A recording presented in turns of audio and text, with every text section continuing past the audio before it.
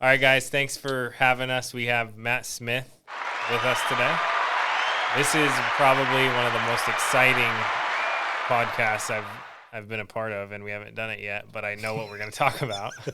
To start with, we were talking about cars. You were thinking about getting an Audi R8. Yeah, I don't know. We'll see. And I was saying go Tesla all the way. I'm not mad at Tesla. I'm excited about Tesla. Yeah. And what else were you looking at? Maybe a Porsche, yeah. The electric Porsche? Yeah. Oh, you're going to see Paul's tomorrow. I know. We'll see what happens. My vote is you get the Tesla Roadster. That's not out yet. You know what's nice? You don't want to know why, though? Why is that? Because it has rocket thrusters on it. And if your car has rocket thrusters on it... Yeah, say no more. Say no more. Does your car have rocket thrusters? Because my car does. And it's got it goes 700 miles with no charge. That's solid. And it's the fastest car, I think, maybe in the world. Drew, is that true? 0 to 60 fastest? You clearly love your Tesla. But I just like Tesla. I saw they're rockets, making... So rockets, I would imagine, if I were to guess, is the fastest there is out there. That's a very good point. How did Matt Smith die? Well, he first got an idea from Andrew I also to buy heard a that Tesla. they're making boats soon. That I wouldn't be surprised. I just heard that they're making a all-electric jet or plane, too. Yeah, I saw that. Was that you that sent me that? Probably. I sent it to everybody. You buying one of those? I'm working on it. We all are, aren't we? All right. So, Matt, tell us a little bit about your story with FFL. And the point I want to make is if you're the last to leave your IMO, you usually get the short end of the stick. And the reason I say that is because when we came over, you were the first to leave the old company we worked with. Right. And how you capitalized on that. Mm-hmm. And I was somewhere in the middle. Yeah. But I also had an upline who was like, what came way after me. Right. And I always tell people, like, when people are running for the hills, you should run first. Oh, man. It will cost you a lot of money if you don't. A lot of money. Like a tremendous amount of opportunity and a lot of money if you don't run first. But anyways, tell us that story, dude. You were like, who was the original agents were Dom. He was probably the first one. Yeah. That came with FFL. Yeah, Mike. Right. And where were you? 4 I was or 5? right there. I mean, with them all pretty much. Yeah. So you were with FFL in its very, very begin. Tell us about that too. A little different. Tell us about how it was then. 7 years ago. Well, we didn't have instant internet life leads, that's for sure. We didn't have any second chance leads at all. And we were literally doing mail drops and waiting about 4 weeks to, write business. And that went for a new recruit and hire too. So you can imagine how much more difficult it was to get leads in hands and get people started when you were talking about, okay, well, now you got 4 weeks to get you leads, and maybe we could get you some recycled ones, maybe not, usually not. How many carriers did you have? We had one. Yes, Americo. Can you think of anyone but Sean Mike that could have got any company through that mess of not having carriers, not having leads, everyone? Would you say other companies didn't want Family First Life to start because of the message it was sending to the industry? Yeah. Yeah, I think, Sean did a tremendous job of getting carriers pretty quickly. But, I mean, it was pretty much Americo for the first couple of years, first couple of years, dude. Yeah. And it's interesting to me when people act like they need this massive product portfolio to be effective in the marketplace. Someone's doing that to me right now every day. I don't have this. I finally was like, dude, stop effing calling me about this. And then he sent me a text. Can you not scream at me when I call you next time? I put, yeah, sorry, I won't scream at you next time. That's the interesting thing about coaching is most agents, like we just did that training out there with your group, and most agents will be like, oh, I want to get coached hard. Yes, I want to get coached hard. And then the minute you start coaching them hard or difficult, they only want to hear certain things that they want to hear in order to propel their career. Yeah, for sure. So the more that you can be confident enough in your abilities and humble enough to be coached, the quicker you'll succeed with FFL. That's for sure. Yeah. Now, did you think Family First Life was going to get this big? Oh man, I don't know. I mean, Sean's a visionary. You know, he definitely. I don't even know if he truly believes it'd be this big. It's hard to say. You ever notice that every year he doubled his goal no matter what? Yeah. It was like some weird thing. Like January 1st would come around and he'd go, we're going to do, and now we're really going to do 400 million in premium. And he's been doubling this since the company started. Right. And it's just crazy to go, whoa, next year's going to be $1 billion in premium. How much money is everyone going to make? Ridiculous. I mean, and that's the point of this whole podcast really is like, there's a tremendous opportunity to jump on this train, and it's not too late. Like a lot of people would think, oh, it's too late. No, it's never too late to get, good leads and great comp and great training. That's all you need. I mean, Andrew, think about the amount of people that you've hired. Think about the amount of people I've hired, and think about all the different objections there are for these people.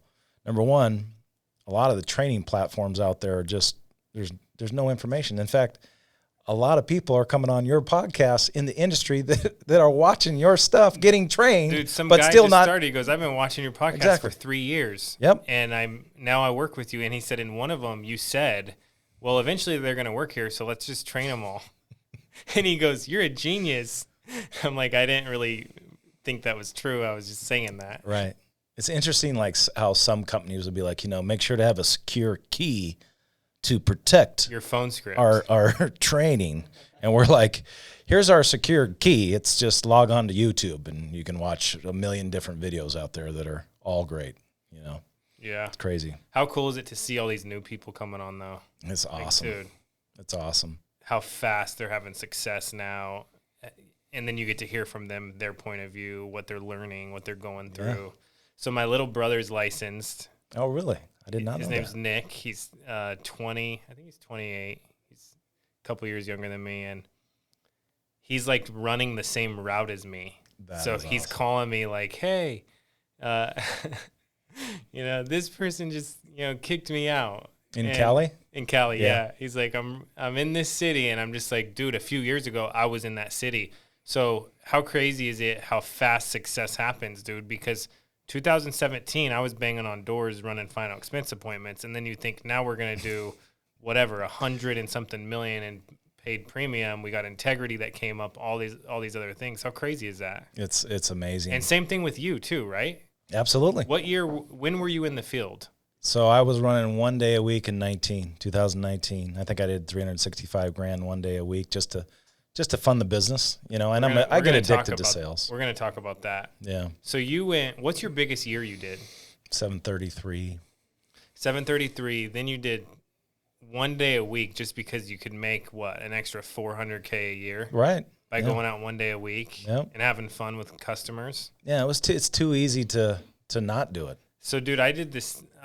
This was one of my thoughts building an agency at one point in time. I go, okay, if I can get my agency to pay all my bills, right? Mm-hmm.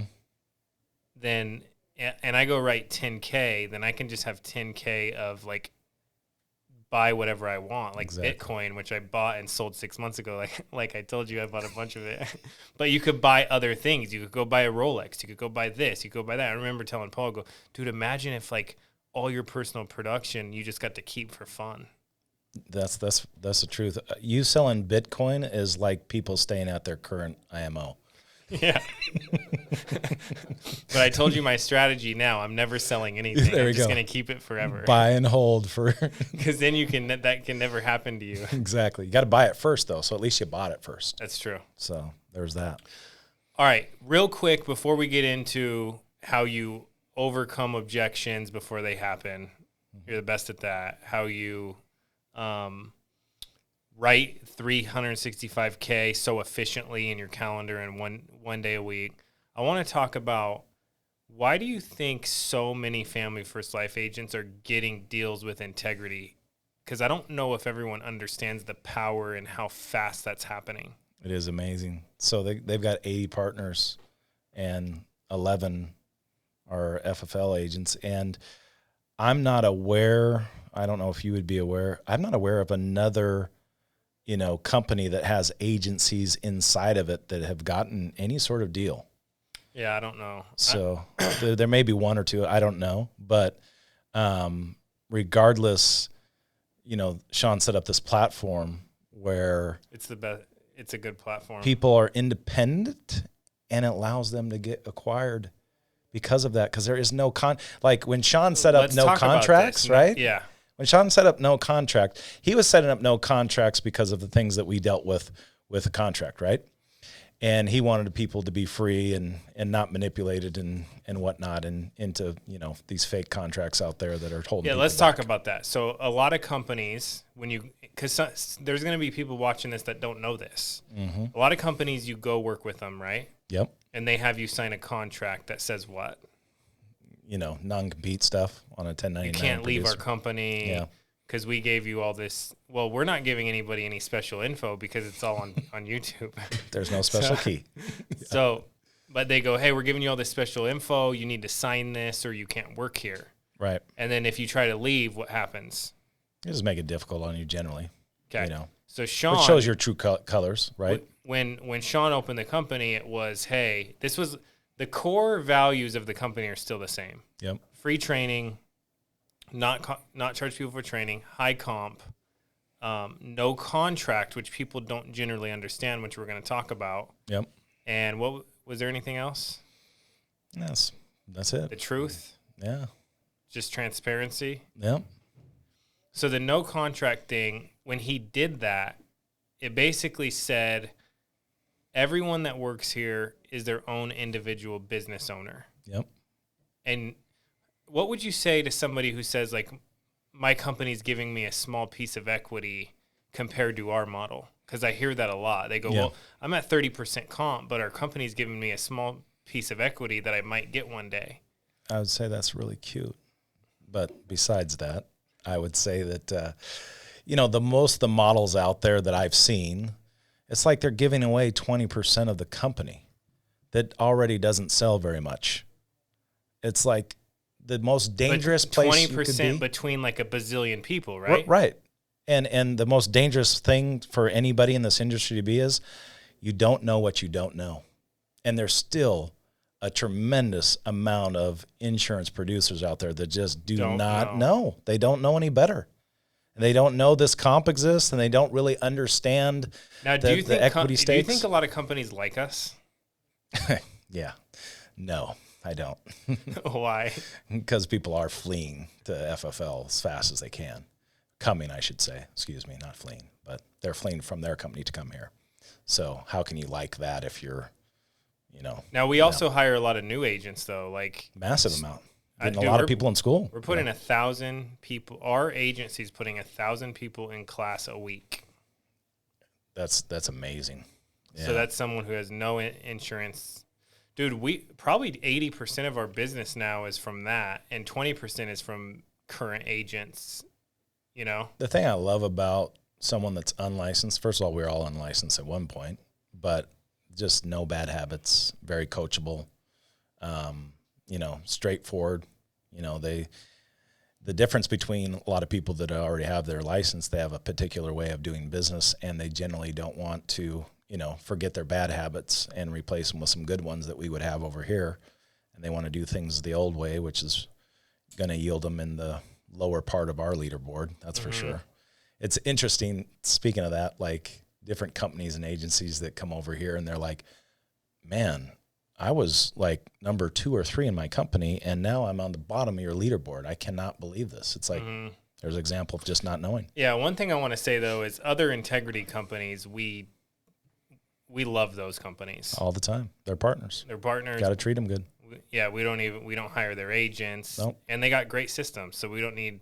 Yeah, they're part of the family. They're part of the family. There's a lot of companies that are not part of the family, though, that their agents are coming. Yeah, there's a tremendous amount of captive companies out there. If you're at a captive company with the low comp scenario, like it just doesn't make any sense. If you're getting paid under 100% with any company, I mean, as a starting point, that's a problem. Let's go back to this, though.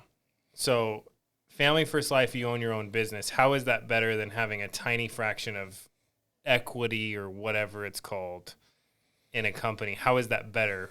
Because you have 100% of your own business equity, Exactly. which you can sell. Which you can sell. Can you talk about that? Yeah. So 11 people have done that. Yep. Okay. So it's a simple formula where your net earnings, right, is what Integrity or these private equity firms, but primarily all we're partnering with Integrity. So the private equity firms are purchasing. So it doesn't take that much to get acquired, believe it or not. You get to $1 million agency at which FFL. Is 100 and what agent? 120 agents. You could reverse engineer the numbers, Andrew. Our average full-time agents writing about $8,300 a month. 121 agents is roughly about $1 million of production. You're probably getting a deal. You know what I mean? Like, could there be some other part-time agents part of your process? Of course, there always will be. And the beautiful thing about our industry and why it's so much more achievable is because of high compensation.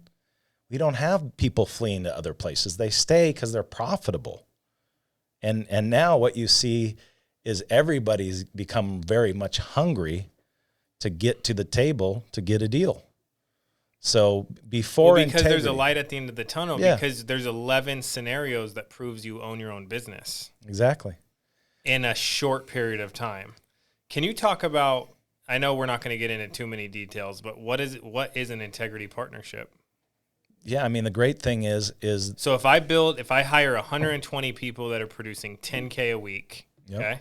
Yep. That puts me at 1.2 million a month. Yep. Let's say I have a 10% override. That's roughly 100K a month. Yep. Let's say I have a bonus from Family First Life, which a lot of people don't factor in the power of. That's 50K a month. Sounds about right. So let's say I'm making 150K a month. Yep. Let's say I have 40K in expenses. So that leaves me at, let's say 50K in expenses, office, staff, all this other stuff, which you'll have if you get a big agency and you do it right. Yep. That puts me at 100K a month. Not numbers, but let's say at that point in time you go, my company's worth a certain amount of money. I can do a partnership with Integrity, which means you can sell your business. But what's the kicker that keeps you involved in Integrity long term? Well, two things really. You've got your earnouts, so which are great because if you continually grow at the rate that they are looking for, then they'll give you more money, which is, keeps you in the game, which is awesome.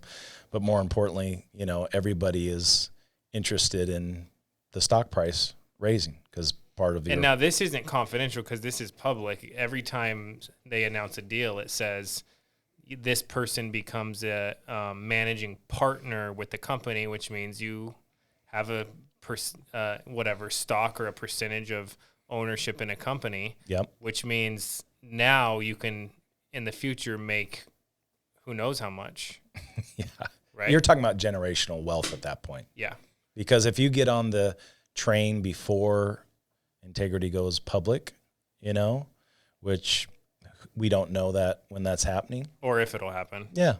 But the biggest thing is the stock price keeps on going up tremendously every year, whether it does or doesn't.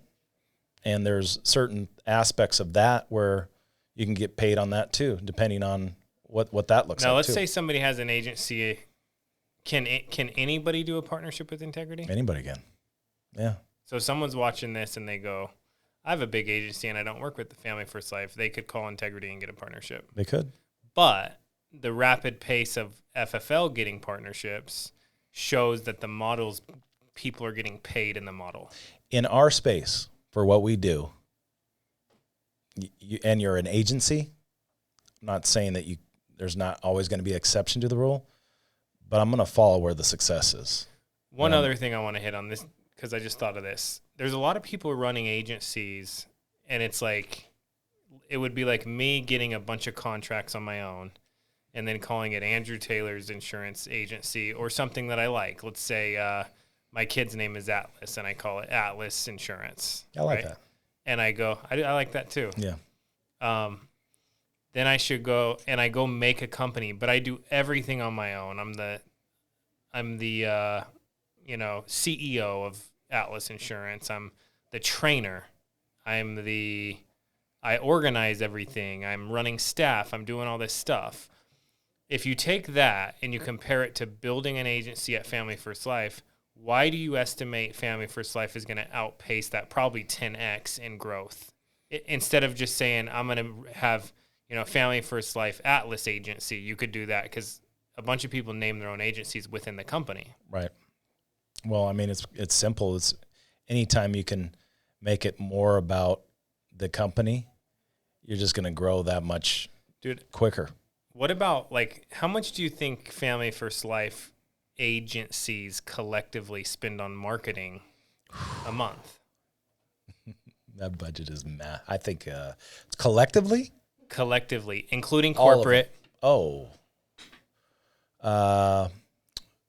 Including corporate, including $500,000 a month. So what I always tell people is, dude, if I was running Atlas insurance agency, my budget's, let's say, $1,000 a month. Yeah.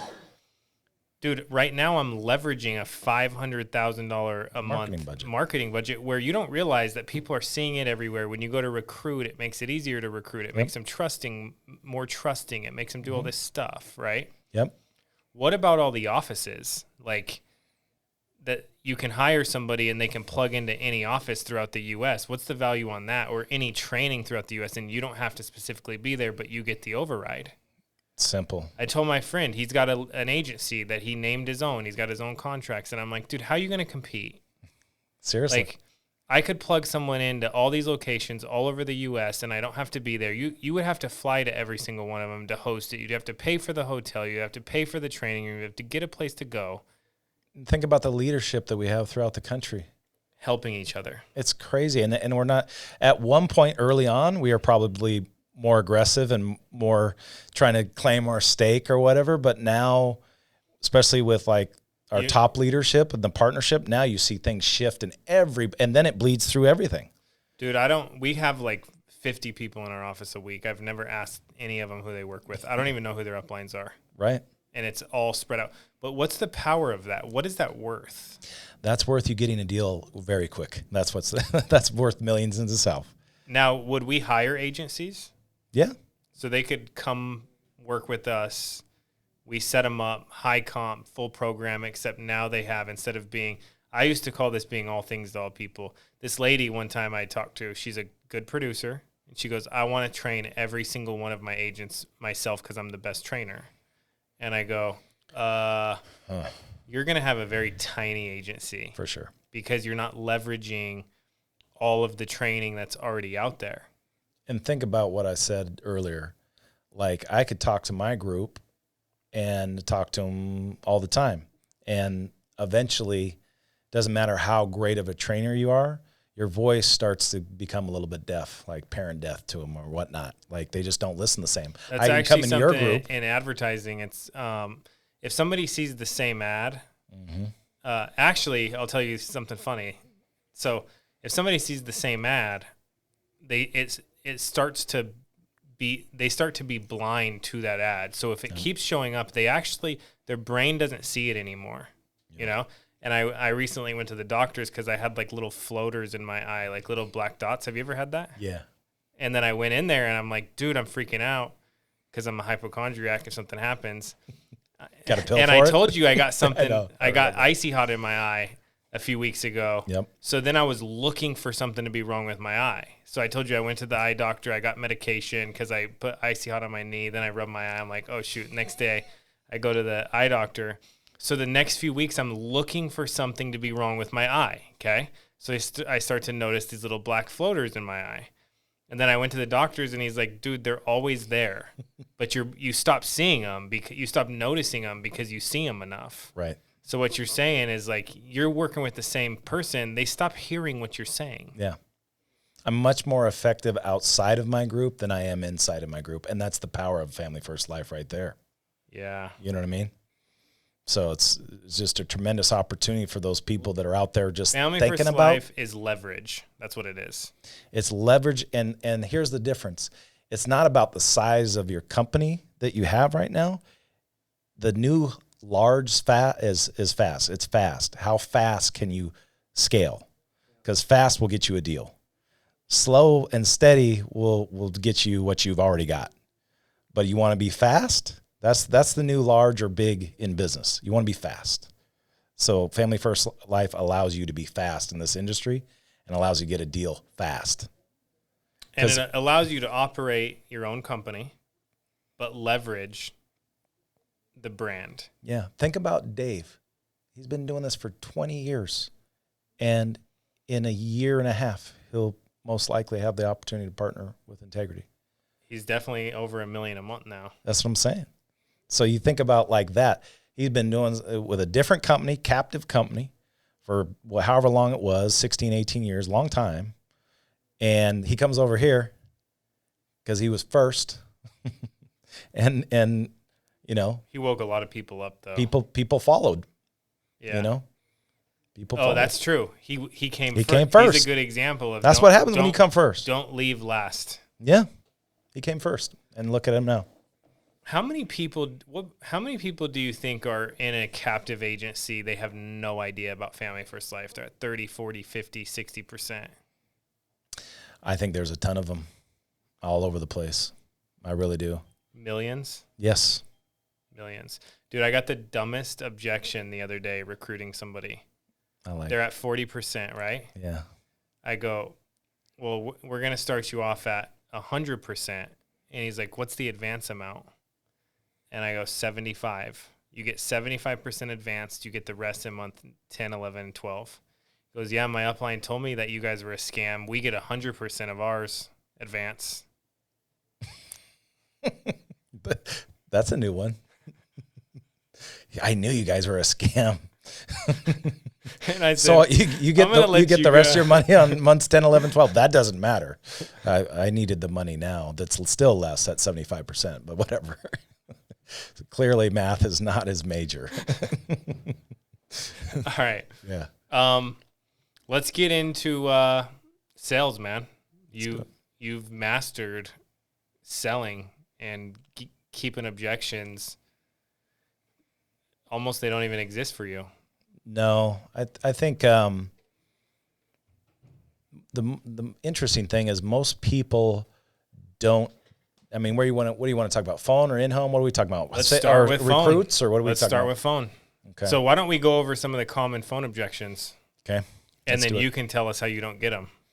Yeah, I mean, the biggest thing is people want to sit with people that are busy and their time is scarce. And by the way, the phone is the biggest epidemic in this industry. The reason why the vast majority of people fail is because of poor phone skills. I mean, I've always said that 80% of the business is phone, 15% is in-home, and 5% is product knowledge. But when you're new, you spend 80% of your time on 5% of the products, and you're literally procrastinating. But what you really need to do is develop phone skills to get in front of people, because you do not have a cash problem. You have a people problem. Cash will follow if you sit in front of enough people. That's why we're talking about the 30 appointments a week and everything else. If you do that, you can't fail, but if you're not able to set a lot of appointments, then there goes the problem. So I think the first thing is I talk, fast enough where I can be understood. I might slow down the older you are, but I talk fast enough where, they know I'm busy, if that makes sense. I'm always making sure that I'm selling time on the phone. I only need 10 or 15 minutes of your time to get you this information that you requested. I think your opening's important. I think you need to be clear and concise. I'm not a fan, Andrew. I've got a lot of great feedback over the last few years. I don't make up fake companies. Mortgage Protection Center, Benefits Center. I'm not a fan of that either. So I've gotten a tremendous amount. Like, I've had so much good feedback. Like, whatever the lead type is, this online request for life insurance, getting back to you in regards to paying off your mortgage if you were to die, alleviating the burden on your family for final expenses. It's almost one of those things like, why does it have to be there? I don't know. I've never understood it. We got taught that way at the old company. I 86 that pretty quick when I came over here. So yeah. But yeah, I don't understand why people do that, because then they want to ask, well, who's the benefits center? It's like, why are we talking about this? This is ridiculous. Yeah. So anyways, I think your opening's extremely important. It's going to eliminate a lot of objections. And the key component is if they're answering questions on the phone, then you have them. If you're answering questions, you do not have them because you have no control. Control is everything. So a lot of times, I'm confirming the information that's on the lead with them right off the bat. And the first time I actually let them talk is when I say, your address is this, this, and this, and your age is this. Is that correct? Yes. That's the first time they get to talk, And, I think it's the most effective way to have a phone call. It allows more control, eliminates a lot more objections. And if they're answering your questions, there's going to be a high percentage chance that you're going to set the appointment with them. If they're asking you questions, that's where the tables get turned a little more, and then the percentage chances go down. I think a lot of times... So do you answer questions with a question? Sometimes. Yeah, that's the best way to answer questions, with a question. You're really good at that, by the way. I am? I think so. I think you are. Yeah. I like that you... I just asked you a question. Exactly. And you didn't ask one back. Maybe I need to improve that skill. Clearly. So let's talk about objections, though. Let's want to go through. Well, let's hit that real quick. So, they go, "Hey, I already taken care of it. Already took care of it. I already took care of it, Matt." I would just say, "Great. That's the purpose of my phone call. I'm assuming you filled out multiple forms to get the best offer. Is that correct?" Yes. Question. Okay. Yep. My job is simple. It's just get you this information you requested. If you could just have the policy out when I see you tomorrow between about 6:30 and 7. It takes me about 10 or 15 minutes to get you this information. I'll see you then. Does that sound fair? Yes. Great. Does that sound fair as a soft landing, by the way? Great tool. I always use the address and date of birth and all this stuff. If they were hammering me with questions, I go, "Is this your date of birth? Mm-hmm. Is this are you at 1234 Shady Lane?" Mm-hmm. Yeah. And then at the end, when I'd book the appointment, this is something I did. I would go, "All right, Matt." So I would just assume I'd go, "What time are you home? 6 or 8?" Right? Tell me. 6. Okay. I'm really busy. I have 20 families to see tomorrow, but I'm going to squeeze you in between 6:15 and 6:30. And the address I have is 18431 Shady Lane. Is that correct? Yes. So I kind of got you to say yes to the appointment and your address at the same time. I like it. You know what I'm saying? I do. And anytime I would call to reschedule an appointment, let's say I got no-showed, I go, "Hey, Matt." I would go, "Hey, Matt, I wasn't able to make it. I was super slammed, even though they no-showed me." Mm-hmm. And I'd go, but good news is I freed up some space in my calendar, and I got you down on Tuesday, same day at 6:15. And I just want to verify your address, 18431 Shady Lane. Is that correct? I like it. But I didn't say, "Can I come back over?" Mm-hmm. Dude, that helped me tremendously, dude. I think I got that from you. You know where most people stumble? "I'm not interested." Are you not interested because the price was too high or because you couldn't qualify? So it's another question, right? Mm-hmm. Oh, it's because they showed me a ridiculous price. Great. I'm going to go over some affordable options. I got an objection for you. I got the answer for you. Call me. Call you? Ring, ring. Hello? Hello? Hello? Hello, this is Matt Click. There's a good objection. Just dial the next phone number. Actually, I'd dial you about 4 or 5 times at that point. What about text? Text is a very effective way to communicate with people. What would your text say? Straightforward, always. A lot of times, by the way, people have been trained, I do not understand this, to not leave voicemails. Or text and voicemail is the same. I'm direct. I don't try to trick people in anything. I give, this is in regards to that state-regulated life insurance program designed to pay your final expenses. It takes me 10 or 15 minutes to get you this information. I have this time and this time. Which one works best for you? That'd be a text. And then voicemail is just the same thing. "Hey, I'm getting back to you about that information you requested about, paying off your mortgage if you were to die. My phone number is this." It's just straightforward stuff. I've heard people say, "This is Matt. My phone number is this. Call me back, bye." And it's like, what? Okay. I mean, I'm sure that works a little while. I just never have done that. Now, do you leave a voicemail the first time? No, I call them about 4 times in a row, then a voicemail. So you don't even wait. Here's the difference. When we're talking about social media or internet leads, you better act fast and first. So to me, it's even... there's no such thing as an exclusive internet lead or social media. No. Because they just get hit with another ad. And they get 42 mailers. So there's no, I mean, there's no such thing as an exclusive lead, so you better get good. Yeah. Better get great on the phone. You know, well, I just wanted the price. Great. That's the purpose of my phone call. These are non-medical options, which requires me to, verify your health. I'd love to be able to do this on the phone with you. However, I can't. But I can squeeze you in, be about 10 to 15 minutes to get you this information. I can see you between about 7:30. Does that sound fair? The other thing a lot of people do is, hey, can you call me back? That struggle. So learning how to quick set appointment versus quality set. Let's hit that. Yeah, that's a big one for a lot of people. Hey, can you call me back? Great. That's the purpose of my phone call. What time are you and your spouse home after work? 7. 7. So this is in regards to that state regulated life insurance program designed to pay your final expenses. I'm going to be there tomorrow between about 7:30 and 8. Takes me about 10, 15 minutes to get you this information. Does that sound fair? Yes. So you got to know when to quick set it and get off the phone versus a quality set where you're kind of confirming, slowing down, tying it down. No-shows is a big problem too for a lot of people. So no-shows or one leg is, so you got to make sure they're both home. What time are they both home? One of the big rookie mistakes on the phone, Andrew, is people not confirming when they'll both be home and whether they'll both be at the appointment, and really slowing down at the end. Once they agree to the appointment, by the way, that's when you can slow down and really start to tie it down. Get out a pen. Where do you put your appointments? Do you put them in your phone? Do you put them on the, where do you put them? Slow down for a minute. How do you tie them down? Are you good at keeping your appointments? Is there any reason why you both won't be there tomorrow between 7 and 7:30? What time did I say? Sometimes they just agree. So 7 and 7:30. Yeah. So sometimes they are just agreeing and getting off the phone, and then they plan on going to dinner.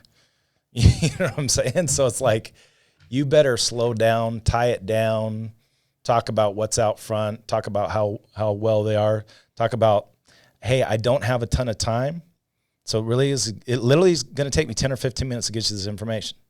So I don't need a ton of time. I'm going to be out there I like to do ranges, 7:30. Come seeing a ton of families the next day. I don't like saying I'm going to see 20 families. That's just me. But, I see 10 families a day, don't have a ton of time. So, I'm going to squeeze you in between about 7:30. It takes me 10 or 15 minutes to do so. And I'm selling scarcity and time. And that allows me to get in front of more people. Price, not interested, already took care of it. How big is confidence in just being a positive person? It's not even. What about how big is being a positive person? Very big. Yeah. And the Isn't biggest it thing, it's weird? not even what you say, it's how you say it. I was just thinking this, dude, I've always had this little voice in my head when I first started. I'm assuming everyone does. And it's this lead sucks, right? Before I even get it, I'm I'm probably bothering this person or all this stuff, dude. And I'm just now that I'm thinking, there was some point in time where it changed, where I started to think the opposite. Everybody's going to want this because it's the best product. They're going to want to talk to me. I'm going to make them smile. And it shifted, but it took me a while, Mm-hmm. But how many people do you think have the first voice in their head? A lot of them. If there was one belief I could give everybody, it would be just the power of belief. If there was one superpower or whatever, I'd be just believe in yourself. And imagine what people would accomplish if they absolutely knew nothing was holding back and they were going to win. How many different decisions would they make? How much faster would they hire staff? How much quicker would they commit to an office? How much quicker would they buy more leads, do travel trips, do more? But the problem is, this is a mental game. And, unfortunately, there are people out there that struggle with that. And that's normal, though. It's normal. It is normal. But I had doubts all the time. I mean, I was the top salesman for however many, the first 7 years of this company, and I would dial. Here's what's interesting though. I have not dialed a lead though in 4 years, but here we are role playing. I dialed a lead yesterday because it's the 10,000 hour rule. It's embedded in my brain. Dude, I calculated I ran 10,000 appointments.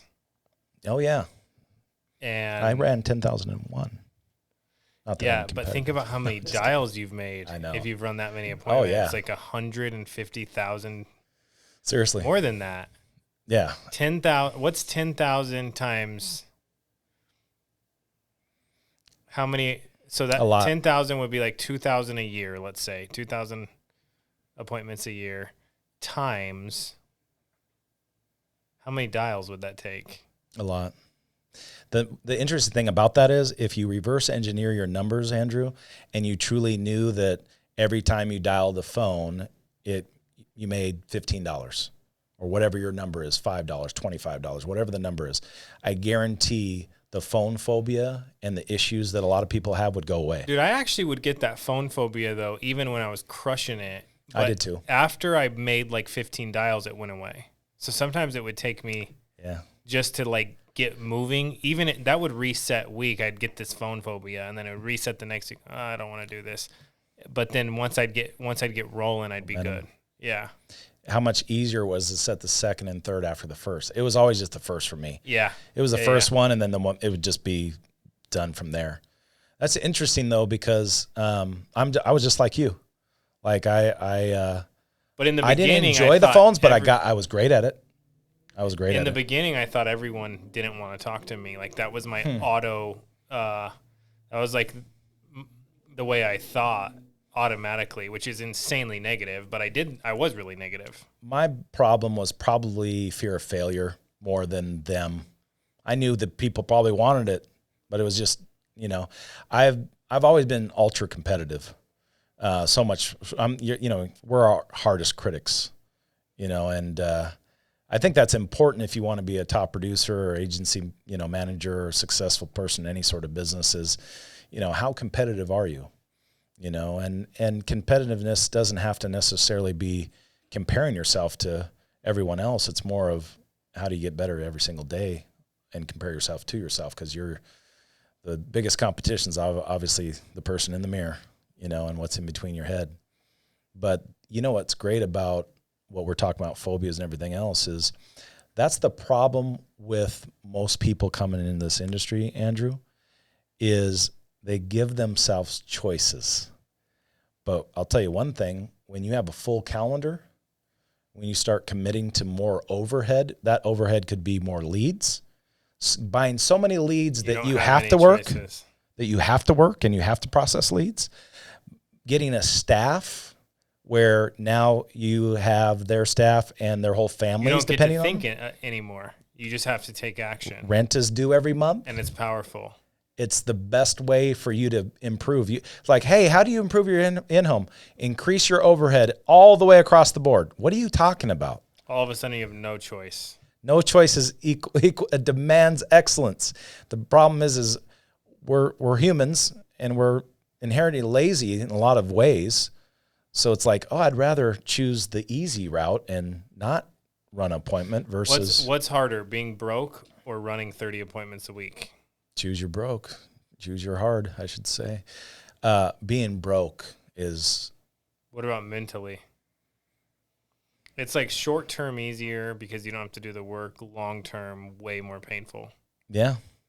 Yeah, like I said, it's... If you get all the white space out of your calendar, Andrew, all of a sudden, you don't even think about choices anymore. That was the one thing I liked about, like, I'm a big proponent of not hiring a dialer in the beginning.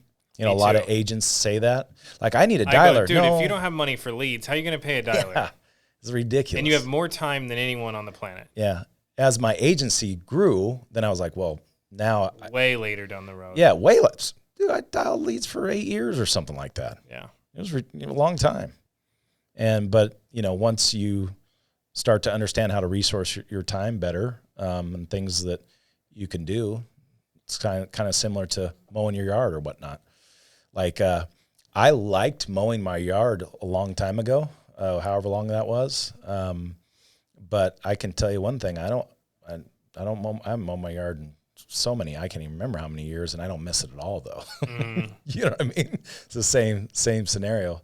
Just got to put yourself in positions where, you can make better choices and use your time wisely, because that's your most valuable resource, Yeah. All right.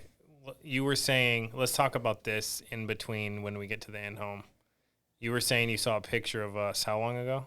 It was like right at the beginning, I want to say. We were at a theme. It was like you, Mark, Sean, and I. And it looked like we all ate extra large pizzas each, I think. Every day? Every day. Dude, I was get this, dude. So right now I weigh 185. I was 230. Is that insane? You looked like it. I know I did. You know, and how old were you? Like, what were you, 24, 3, something like that? But that just happened like a year of eating bad and not going in the field. And like, dude, I'd go in the field. I wouldn't bring water. I wouldn't have time to get water. I would eat whatever. Well, here's a tip for people that, since we're talking about a little bit of health here, it's like energy in this business is everything. Yeah. So like taking care of yourself is very important. You know, getting the right amount of sleep. Everybody's different, right? Eating the right stuff and, you know, packing meals instead of going to your fast food favorite restaurant. You know what I'm saying? So all that stuff's matter, and it matters if you're trying to do something big. If you're not trying to do something big, then you're going to go through drive-throughs. You're not going to prepare. You probably aren't the person that. Yeah, I've had my meals prepared for me. Remember when you and Paul got in that eating competition and you guys each ate like 40 hot dogs? And I'm still offended that you guys said he won.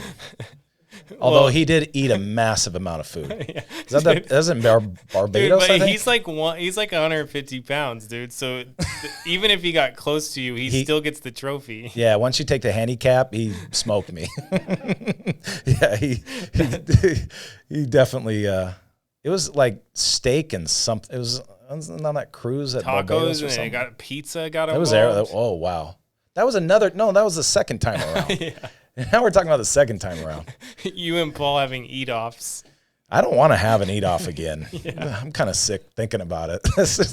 I was just watching it. I'm kind of sick. Yeah. Oh, who wants that? I just, yeah. That's how competitive you are. Well, same with Paul. You'll eat more than anyone at the table. Yeah. I would get smoked right now. I have a little better control with my diet. So what would tips be going out in the field and being prepared? Dude, one thing I always had a hard time was finding a bathroom when I would start bringing water and eating good. It's like finding a bathroom in the middle of all your appointments. I guess I would just ask the customer to use their bathroom every time. Is that what you do? That's what I did. Yeah. Yeah. Some houses you might not want to ask them. Yeah. So just occasionally. And you would know which ones you would want to and not want to. Now, did you ever start packing your lunch, eating good? Mm-hmm. Did it keep your energy levels up? Mm-hmm. The best I ever felt the year, gosh, it's 4 years ago now. I had a chef at that time.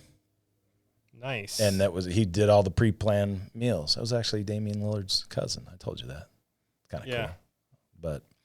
But, so, yeah, But you would prep your food and bring it with you. It'd all be prepped for me, and I'd bring it with me. That's what I started doing. Man, that was just a difference maker for me there. Me too. Energy through the roof. Yeah. Yeah. But one good point is it's just a part of being prepared. You're going to have 10 appointments. Like, are you the person that prints your leads out? You know what I'm saying? The night before and puts your clothes out the night before and really prepares? Or are you the person that's scrambling in the morning because you woke up too late and that's how you're starting your day? Yeah. I always used to ask myself, I go, okay, if I was my own boss, would I pay myself $100K a year? And I'm like waking up at 10, right? Printing out leads at 11. My ink's gone, so I'm at Target at 12. Yeah. Then I get coffee because I'm tired. Then I'm calling, and then everybody hangs up. I book anything because I'm so desperate for appointments. So they answer, they speak Chinese, I book them. Yeah, I'm driving an hour and a half out for one appointment. Yeah, then I call, and then I drive back and go, these leads suck. Mm-hmm. When you suck. Yeah. Yeah. That's the truth of the matter. Like, with everything that we're talking about and the leads that we have vetted out with Family First Life, that's something that is a huge advantage because we don't put anything out there that doesn't equal success to the agent force. Yeah. So it's like, if you're not, winning on that side with setting appointments and you're like, oh, these leads are terrible. I'm just like, I don't have There's much too for many, you. Dude, Nope. what was Family First Life's issue paid last month? Do you remember what it was? Like 25? I thought it was 30. Is that high? 30. Okay. 30 January? Oh, you might be right. 36 maybe? Dude, too many to count. There you go. Hey, Sean can even, there you go. 36 million or something insane. Is that what it was? And dude, what percentage of that is instant internet leads? Boy, it's got to be high. It's got to be high. It's got to be at least 40%. Yeah. Yeah. Is it? Yeah. High. All right, so let's get into in-home. Walk us through some of your tips on getting rid of objections before they come up. Basic things that, we've talked about over the years is just understanding how to set the table. And, there's 5 different things that you need in every single sale in the house. And it starts with you. One of the things that I think people really underestimate is just coming up the door, for example, and, doing what your grandparents told you to do and like look someone in the eye with confidence and shake their hand, right? And actually like not be goofy about it, but just that they're looking at you trying to be like, I'm going to take advantage of him or he's trying to take advantage of me or whatever the scenario is. And I think that first impression is huge with anything, right? So just having confidence in that first impression, setting the table, understanding, a lot of times I think people skills has been my weapon in sales my whole career. So probably my proudest accomplishment was actually in the car industry where I did F&I, and I was the number one finance manager in the country for like 6-7 years for all of the Chrysler dealerships. And you just learn how to deal with every single person, every single type, white collar, blue collar. And then that's probably the most thankful thing I was when I came into this industry was taking those skills. Why'd you leave, though? I still want to know, because you were making a ton of money. Good for a W-2 job, like $350, in early 20s, right? So I was capped. And I was making $350 3 years in a row, and my sales were going up. So I'm breaking records for the country.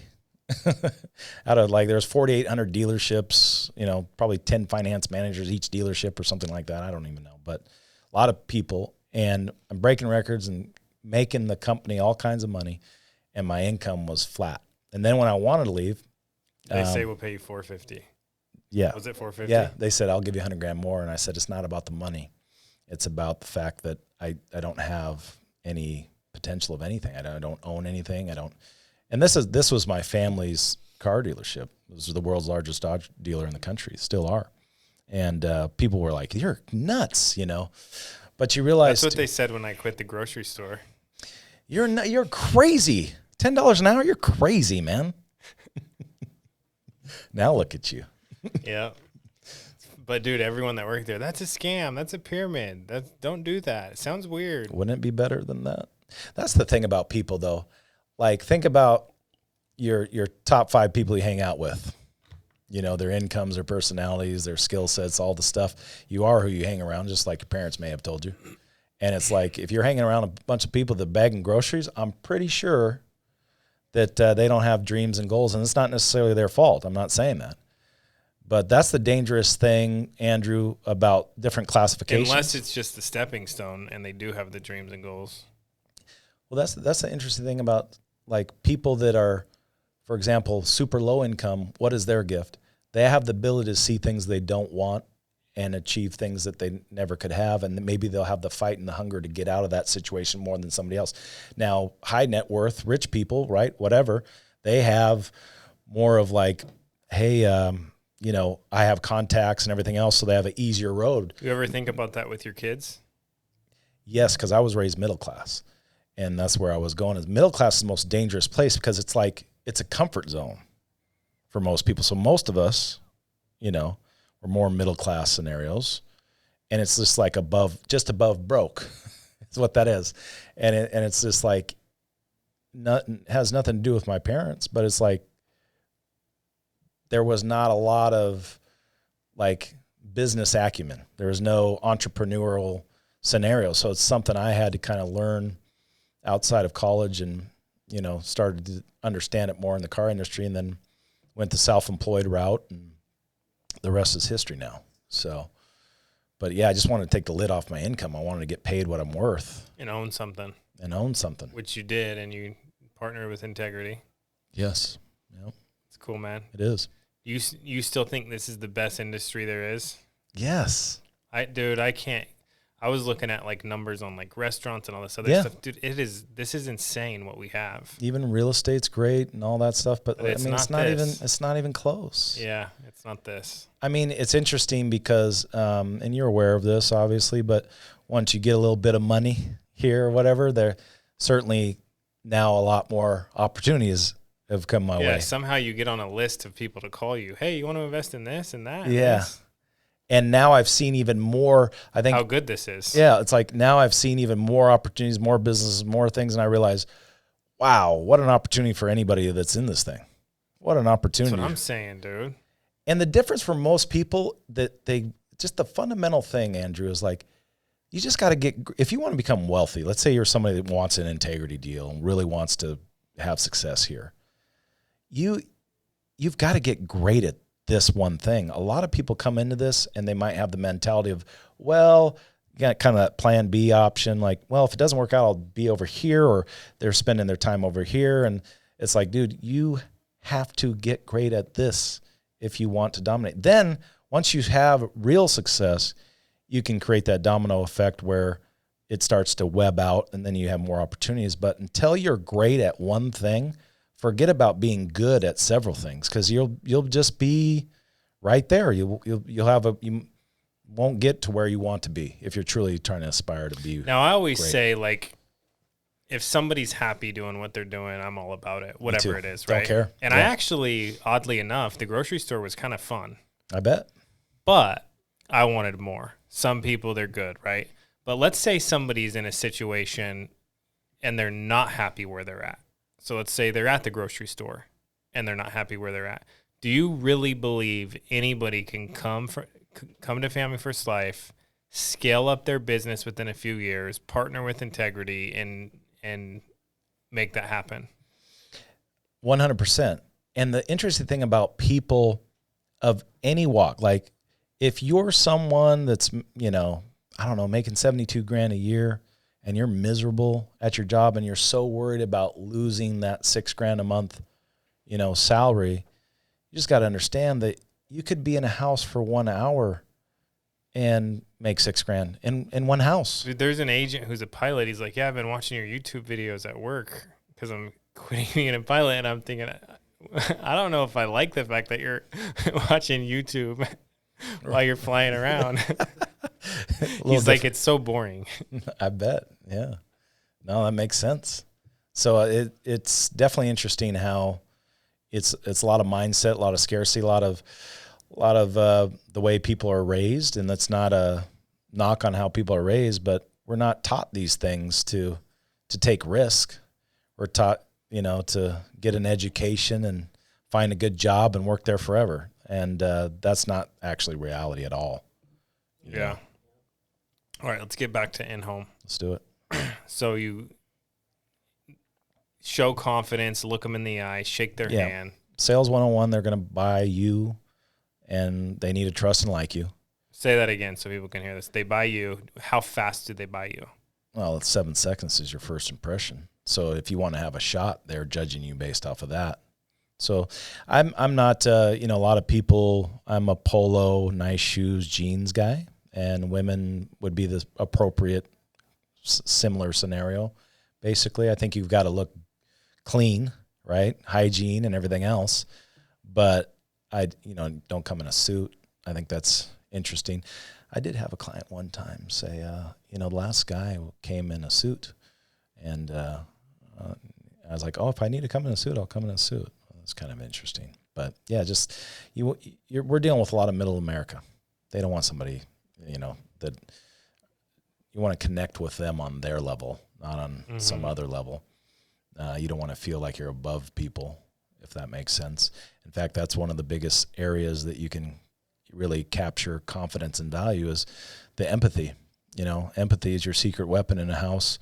Are you really listening to them, and do you really understand the scenarios? I think a lot of people hear certain objections or not even objections or hear them, but then they go about their presentation the exact same way without really understanding their scenario, their needs, identifying the problem.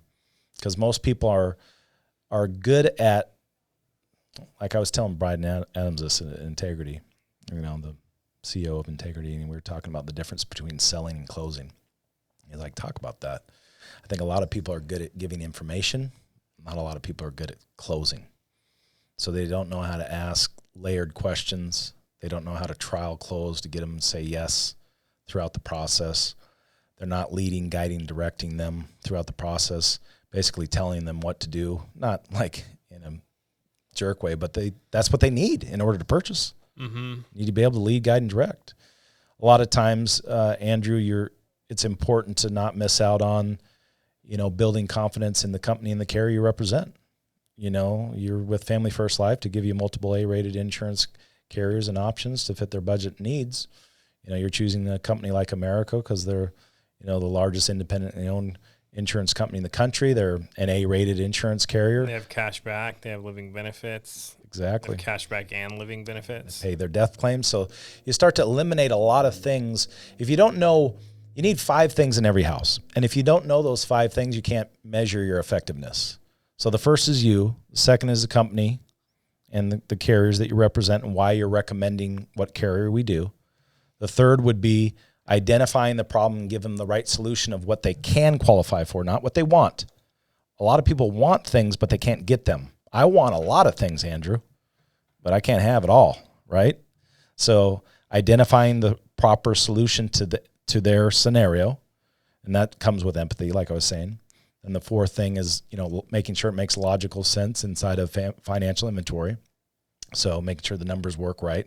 That's where you'll locate and find a lot of premium and a lot of retirement opportunities as well. So second sales comes in financial inventory.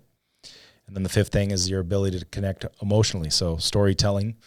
95% of people make decisions based off emotions. So if you understand that, it's an emotional game. Why do you get, I need to think about it? You get it because you didn't create any urgency with any emotional scenario in the sale. You want me to give my, I need to think about it, objection, close? When you get I need to think about it. You need to think about it. Andrew, do you need 2 or 3 days or 3 weeks? 2 or 3 days. By the way, 95% of people say 2 to 3 days. Okay.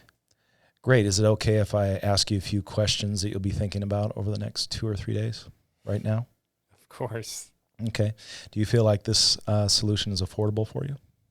Yes. Okay. Do you feel like you understand the product as well? Yeah. Okay. So you understand the product and you're saying it's affordable, right? Yes. Okay. Do you trust me? Yeah. Okay. Does anyone say no? No. They're Too awkward scared to say no. Yeah, they're too scared to. So the price, the solution, and me, and then I say, great, I just need your driver's license. We're going to ask some questions, and we're going to see if you can get qualified at this point. And they just say, okay? Most of the time. Not all the time, of course. But, 10 years ago, Andrew, this might have been a rash decision. Today, it makes financial sense because you said it's affordable. You understand the solution. You said you trust me. So let's just get it done. So one of the things you talked about a lot was a trial close, and I didn't understand how effective that was until I started to really start killing it in sales. Can you talk about what that is? And mine started on the phone. Give me an example. So I'd go, hey, when I'll be there on Thursday, take 10 to 15 minutes. We're going to find something that will protect your home, fill in an application, see if you get qualified. It'd be real fast. I'll see you on Tuesday, between 6 and 6:15. Is that fair enough? Boom. Trial closing. Then right when I get in the home, hey, same thing. I'm trial closing them over and over and over and over and over. It's like when you set the table, because that's one of the first things you need to do in the house is like, saying, hey, I'm going to take about 3-4 minutes and ask you some financial questions, a couple minutes on your health. It'll take me about 10 minutes to explain the different options that are available to you. Once we find the right option, we'll simply fill out a request for coverage, send it in the carrier of our choice, and make sure you can qualify. Does that sound fair? Yes. Okay, great. Now, the great thing about setting time like that is if a lot of people say, man, my clients, They're not giving me the financial inventory. They're not talking to me about their finances. Well, if you set timetables and you just are like, that's a trial close. So you're going, so today we're going to go through this. We're going to go through this. We're going to go. You told them what you're going to do. Yep. Yeah. Mine was like, the first one when I walked in the door, hey, I'm gonna help you guys with this. Nice to meet you. Looking forward to helping you. That was a trial close for me because I'm already telling them I'm gonna help them. And then right when we sit down, hey, do you want me to give you the 2-hour version or the 30-minute version of this? Every single time they go 30-minute, right? So I'm making urgency for me to run through this fast and get their attention. And I did that in every home, 2 hours or 30-minute version. And then I would go, now, what we're going to do right now is find something that's affordable, fits your needs and your budget. We're going to see if you can qualify. Does that sound fair enough? yes. Once we go through your financial inventory and find out what you like, then we're going to find out what product's going to fit for you best. Like everything is just set. It's constantly setting up for the next thing. One of the things that a lot of people could improve on too is if you don't know where the value is to the client, that's a problem. What do I mean by that? Let's say I'm selling living benefits and I'm just hounding living benefits, but we don't ask good enough questions to understand if it's any value to them. So a lot of times where you can really spend time is how important on a scale of 1 to 10 after you explain living benefits is living benefits to you. An 8. Okay. How important is cash back, getting all your money back if you don't die, making sure you don't make a financial decision on a scale of 1 to 10? It's not that important to me. Well, all of a sudden you could peel off the cash back portion, focus on living benefits and the death benefit, and cater the product towards them. But we never do a scale to 1 to 10 close. So would you say you're playing chess and most people are playing checkers? I like chess. Yes. I'll still beat you. No, you won't. Dude, you lost. You lost last time we played. Dude, it's been years, but you lost. I don't remember. We'll find out. Okay, well, I'm not scared. Dude, Trey's 9-year-old will beat you. I believe that. Yeah, he whooped me. Well, first of all, I'm the dumbest person in my house. I've got a 10-year-old, a 15-year-old, my wife. I'm the dumbest, definitely lowest IQ. So that means anybody could do this. Anybody can get an integrity deal. I was playing Trey's kid chess with friends. Okay. Yep. Trey told me he's in chess club. I didn't know this. Whoa, that's intimidating. He pulled it up on the TV. Oh, wow. And then he's like telling Trey he knows exactly what I was going to do and like totally set me up and checkmate. Man, And I told him I'd give him $100 if he could beat me, and I did not go easy, dude. I actually fully went. You know what's scary is when you play like the expert level on like the iPad or whatever. And you can't do three moves. And it's like, what just happened? I'm clearly not that good. But I'll beat you. So in the home, trial close is like a game of chess. Yeah, like I love the word track. If you're going to steal a word track from the podcast, can you see how this makes financial sense? Can you see how that would work? I love can you see, because they're going to say yes, yes. And, you know, it's just a simple thing. So you're going to say yes, yes, yes throughout the whole thing. Yes, yes, yep. I can see. They're engaged. You're not just going, hey, look at this number. Yeah. Can you see the value in living benefits for your family? Can you see how that can be an effective tool for you? Because right now you have nothing. If you just sell on price, how screwed are you? You're soft. What? Dude, I did this, okay? So you're just not good at sales. I was having a bunch of no sales, and I'm always like testing stuff. Mm-hmm. That's good though. So I go into a home and I show them that fully underwritten $11 a month that the lady probably would never have qualified for. I'm like, I'm going to try this. I go, all right, so like for $250,000, she was super young. It's like $12 a month, super preferred rate, right? She goes, I need to think about it. I'm like, damn, dude, what I'm doing something wrong. Clearly. Yeah. Yep. Then I realized you can't do that. You're going to help way more people simplify the issue, sell value, not price. Yeah, the biggest thing, too, where people fail in this space is people are asking for non-medical benefits, but you also have to explain what we do. You have to explain fully underwritten versus non-medical and why we're doing a simplified issue product, and that's where people will gain and the shopping will be done. So, for example, I'm going to say, hey, I can get you, approved today, or I can get you the price of $50 a month for $1 million of coverage if that's what you're looking for. However, because of your height and weight, your medications you're on, your family history, that price is going to go through the roof because I'm talking about like preferred plus rates. The reason why I'm choosing simplified issue is because still have to get approved, but we can make it affordable to your budget, and we won't have to worry about you getting table rated and take that off. So can you see, Andrew, why we're going to do simplified issue versus, trying to get you the absolute best price that doesn't exist? So now we took price off the table. Now we're building value in the house. Now there's more confidence for the buyers. But people want stuff immediate anyways, dude. They do. Like Amazon Prime. Everyone wants Amazon Prime. I would always go, I'm going to give you Amazon Prime, or you can get Alibaba. It takes 9 months to get here on a boat. And may or may not be that price. Exactly. It's simple. What are some things? So you're currently helping agencies and agents so people can work with you. You're training. Yep. If someone's with Family First Life, it doesn't matter what team they're on. You Correct. help everybody. Absolutely. That's the best part about being in this place where we are now is it's not about the money anymore. Yeah. You know what I mean? And if they're not with Family First Life, they have a big agency, you could help them transition over. Of course. How do they contact you? They could find me, on my Instagram or Facebook or, my emails, matt.smith@familyfirstlife.com. So if someone said, hey, I like this dude, I want to move my agency, I want to work with him and build an agency, they could reach out to you, you'll help them. Absolutely. And tell us something to wrap this up. What has motivated you throughout the years that's not money, doesn't have to do with money? Oh, I just love competing. I'm the guy that the interesting thing at the previous, company, like Sean and I were built the same, paying attention, watching leaderboards. I came from a sports background, and I think that helps too.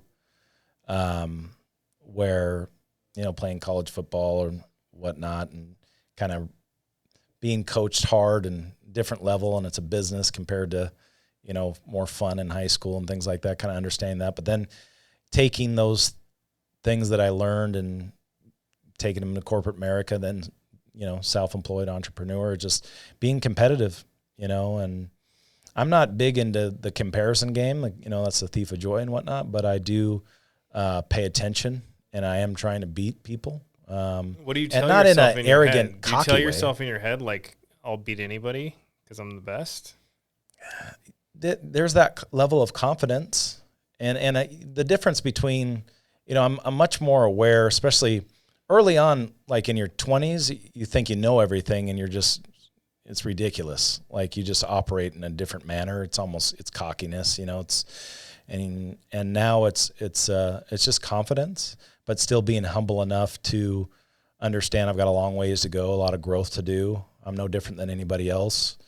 I don't have everything figured out, but I've certainly had a good track record of some high-level success, and helping other people obtain that type of success or their own version of it is what I enjoy most now. It's a different game. It's changed, and it's become a lot more enjoyable.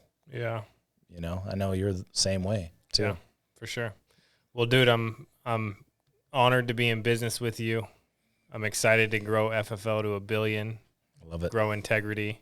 And thank you for coming in, man. Yeah, I appreciate it. Great to be with you.